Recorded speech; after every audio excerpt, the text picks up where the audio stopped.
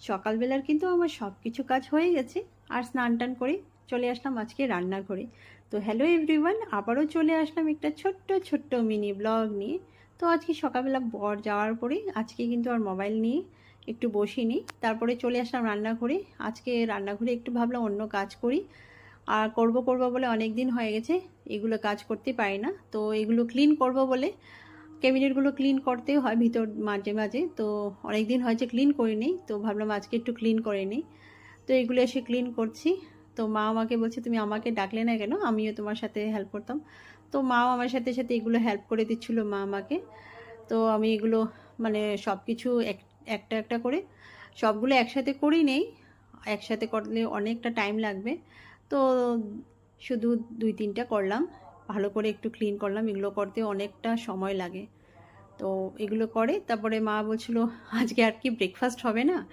তো আমি বললাম না হবে, আমি এগুলো ক্লিন করে নিচ্ছি, তো হয়ে গেছে। তো আমার এগুলো ক্লিন করা হয়ে গেছিলো ততক্ষণে, তখন মানে 8টা বাজে।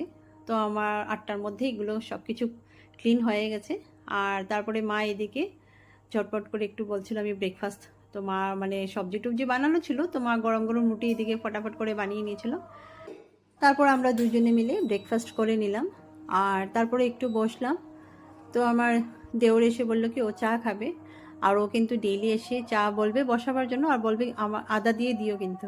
আর আমি আজকে ও বলার আগে বলছে আদা দিয়ে দিই কিন্তু। তো আমি আদা দিয়ে ওর জন্য একটু চা বসালাম। আর তো মা বলছিল কি এখানে আজকে মুগ ডাল দিয়ে একটু সজনা বানাবো, তো বলছিল মুগ ডালটাকে ধুয়ে কুকারে সিটি মেরে দিও। তো এখানে আমি মুগ ডাল,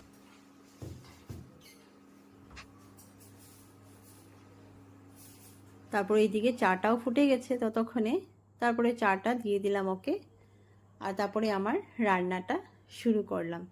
তো এখানে রান্না সবজিগুলো সব কাটা ছিল আর ধোয়া হয়নি, তো এখানে আমি এক এক করে সবগুলো সবজি ধুচ্ছিলাম। তো মা এসে বলল সরো আমি ধুয়ে দিচ্ছি, তুমি ওইদিকে ডালটা নামিয়ে দেখো আর ডালটা বসাও তুমি ওইদিকে। তো আমি এইদিকে এসে শুকনো লঙ্কা একটু ফোড়ন দিলাম, আর অল্প একটু পাঁচ ফোড়ন দিলাম, আর দিয়ে প্রথমে এখানে অল্প করে একটু ডাল দিলাম। আর বাকি ডালগুলো রেখে দিয়েছিলাম, কিন্তু একটু ভালো করে সিদ্ধ হয়ে গেছিলো বলে আমি সবগুলো ডাল দিইনি, না তো সবগুলো মানে পেস্ট হয়ে যাবে। একটু গোটা গোটা ডাল থাকলে ভালো হয় মা বলছিল, তার জন্য অল্প ডালটা উঠিয়ে রেখে দিয়েছি, আর অল্প দিয়ে দিলাম।